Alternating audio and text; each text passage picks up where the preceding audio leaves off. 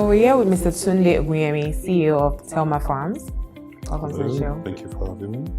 Can you tell us how you got into the agriculture sector? Just a little background. Right, I've said this story times and times and over again, most part of the world.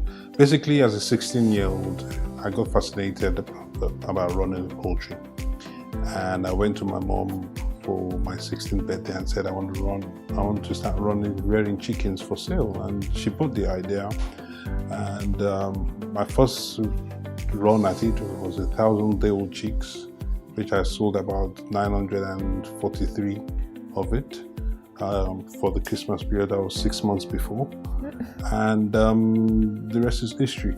Wow. At 16? At 16, yes. I actually did our 3-4 cycles.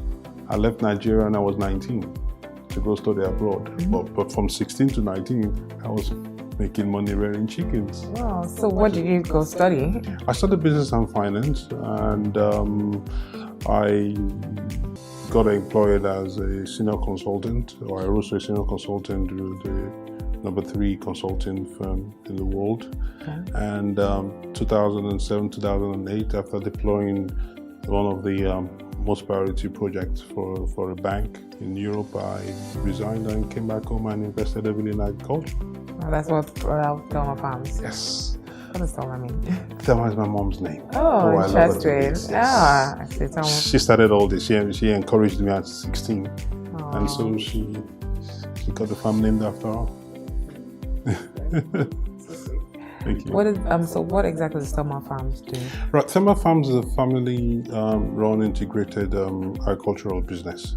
We're basically into cultivation and production of fresh indigenous vegetables, strictly for exportation. And we're into livestock as well. We're into meat processing and other agribusiness stuff that we're trying to look at. Our ethos basically is to actually find a niche.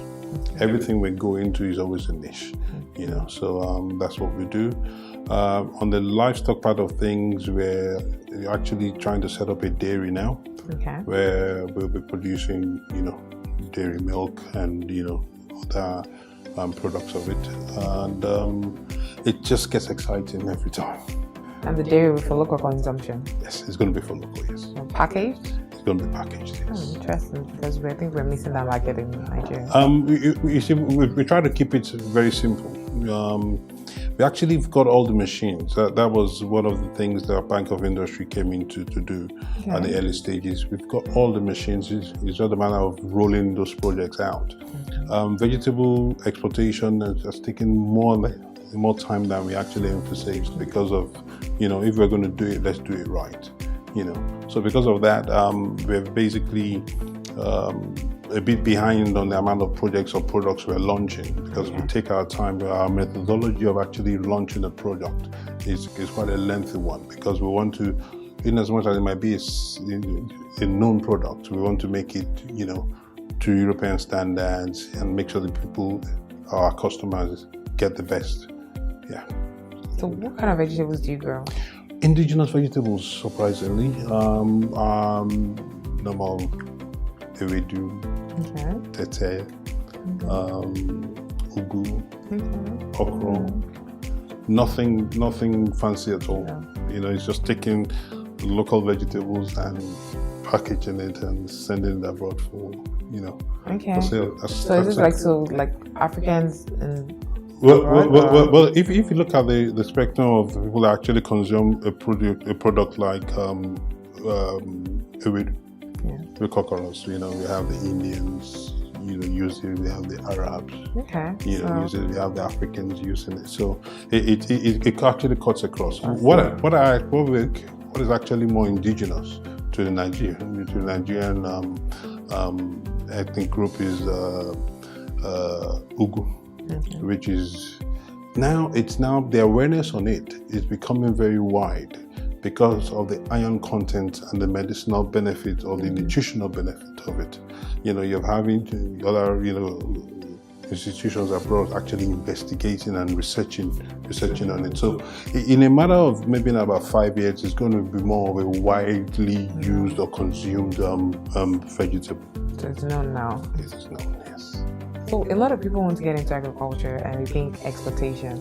There's so much hassle, challenges, especially trying to get the specs together. How have you been able to overcome this? Well, you're very right. You know, a lot of people want to go into exploitation, into agriculture first, and agriculture is a business. Yeah. And the starting point of agriculture is not putting a seed into the ground. It's actually who's going to buy it from me. That's where I should start from. So if you want to go into exploitation, who's going to buy it? That is where you should start from. Don't any fool on the streets can put a seed of Ugwu into the ground and it will germinate. Yes. But can they sell it? So it's a selling point that's where the whole plan should start from. Okay. Once you can get to sell it, then you're home and dry. Cultivation or production, the technology is known everywhere. It's practiced, on a local level, or now, with the advent of technology as well, So once you can get someone to offtake it, then your problem is solved. In terms of constraints and challenges, it's a lot. And I'm not trying to dissuade people here.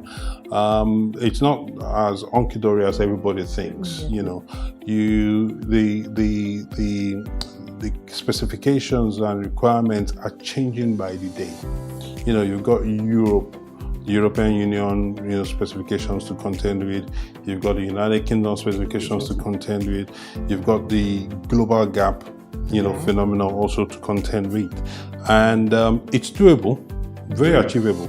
But guess what? You cannot do it the way it's been done over the past 15, 20 years. Okay. We're revolutionizing this sector now.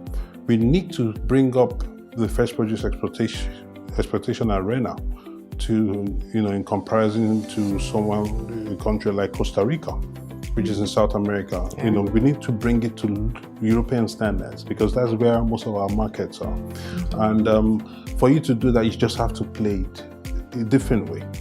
It's not getting your vegetables to the quarantine office at the airport and bunching there, boxing there, and then just shipping it over. No, you need to have a proper EU certified pack house. Okay. You need to have a cold chain system right from your farm to the plane.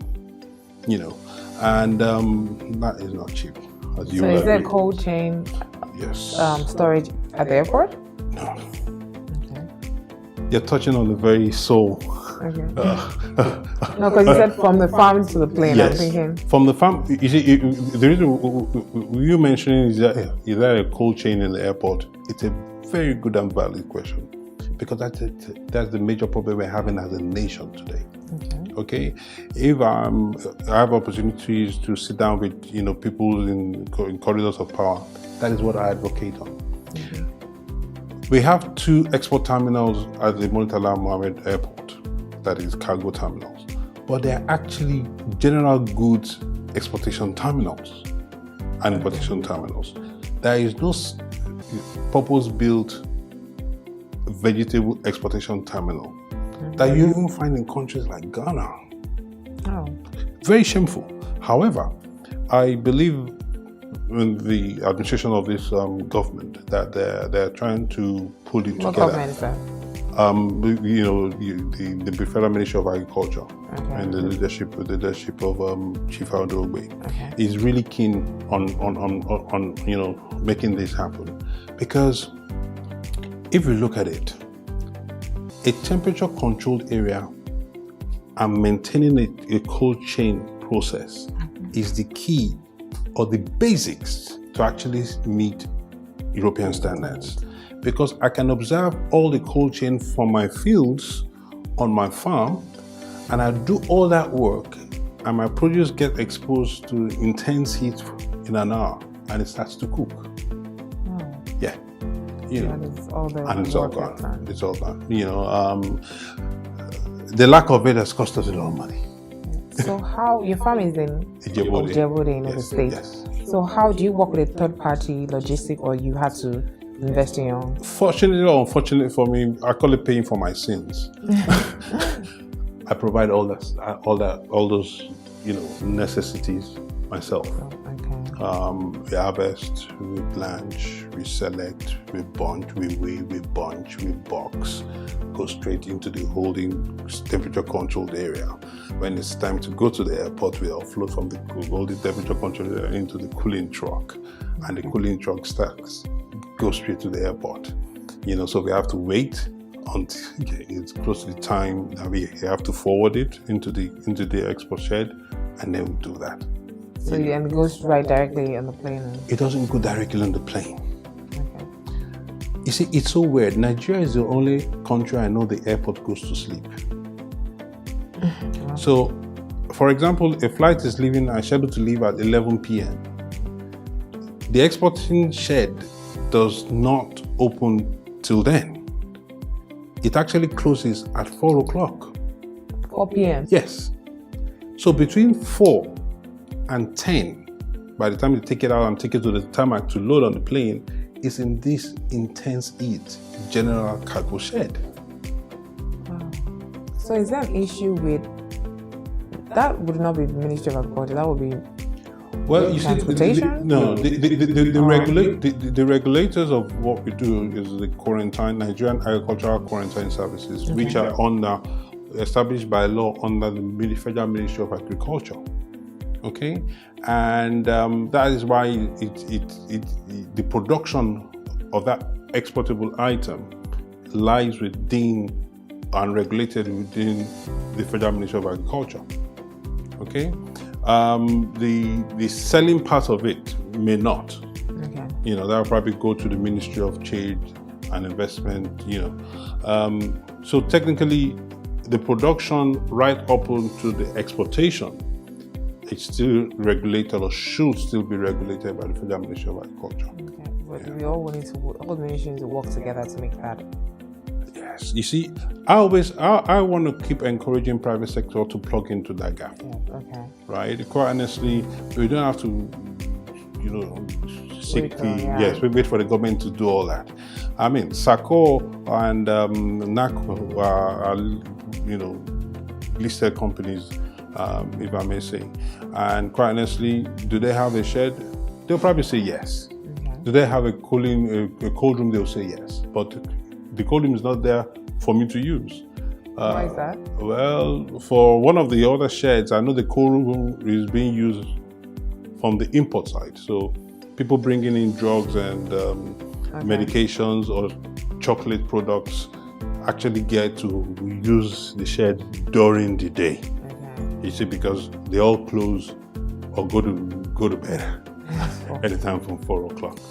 So have you ever experienced where your product got rejected by an off-taker? You see, the first order of rejection is what shouldn't necessarily be by an off-taker. Okay. A rejection of a product should not be detected by an off-taker. No, I'm saying in a situation where you have your product at the airport already. Oh yeah. Due to time lag. Oh yes. So there was an episode where we had forwarded into the shed at about 2 o'clock, and there was a dispute between the agents and customs. And customs decided to just shut the shed down. Not only for a few hours, but for some few months. Few months? Yes, that happened in the last administration, in the last government, yes. So for about 5 weeks, we could not export that. That shed was kept shut. Wow. Just merely because a forwarding agent threw a bag of pure water on a custom officer. So I had goods worth millions of naira rotting up in the shed. Did you say someone threw a bag of pure water? Yeah, there was just a dispute between the clearing agent and customs.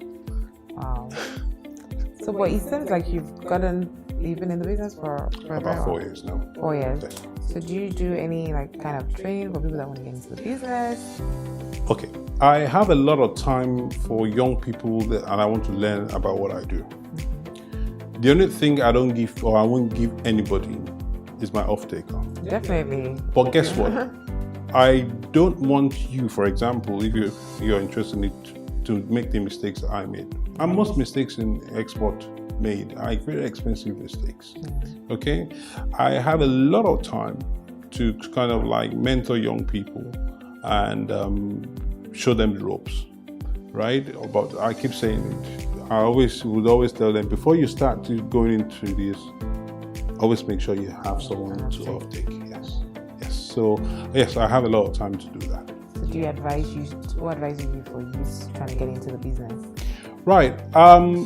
It's a specialized sector, and I always tell people, come fully informed. Understand the business you're coming into. It has all its obstacles like many other businesses, but at the same time, yes, it can put money in your pocket. So, take your time. If you're coming with the attitude of, I'm just going to come and make money and go, it won't work for you. And I've seen this happen all the time. 80% or 85% of people that run into it actually run out. Wow. Very few people have been standing for a few years. So.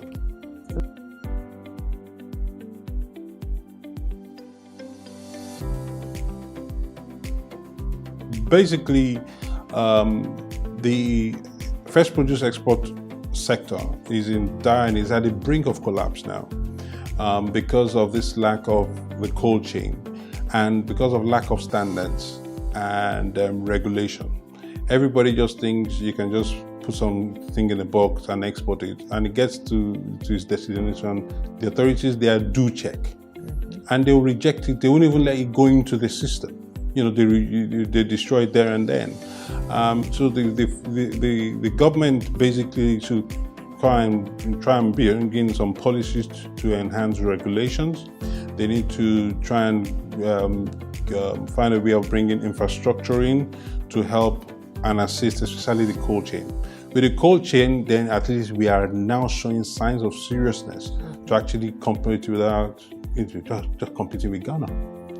You'll be surprised, yes. So one more question: is there anywhere, if someone wanted to export, that can get data of information of what like the spec is for European countries per crop or something? Right. Nigerian Export Promotion Council is a prerequisite for anyone going into exportation. They would have some information that could be very helpful.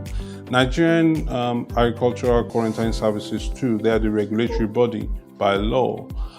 They too have information that they can share that will actually help that. And then go on the internet, go to DEFRA's site, in the UK, go to European Union, websites, and all those information are just listed there. You can't come into exportation without being informed. You need information.